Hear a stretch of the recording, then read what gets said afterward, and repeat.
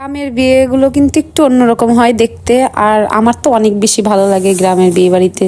তো আসসালামু আলাইকুম, হ্যালো এভরিওয়ান, চলে আসলাম নতুন একটা ভিডিও নিয়ে। আমরা আজকে গ্রামের একটা বিয়ে বাড়িতে যাচ্ছি। তো আমরা গাড়িতে উঠে পড়লাম সবাই, আমি, আমার ননদ আর আমার শাশুড়ি, আমরা যাচ্ছি। তো আমরা রওনা দিয়ে দিলাম। তারপর কিছুক্ষণের মধ্যে আমরা পৌঁছে গেলাম বিয়ে বাড়িতে। এখানে লাইটিং করেছে, গেটে প্যান্ডেল করেছে অনেক সুন্দর করে। আসলে গ্রামের বিয়েগুলো এরকমই হয়। শহরের বিয়েগুলো তো সাধারণত কমিউনিটি সেন্টারে হয় ও অনেক জাঁকজমকপূর্ণ।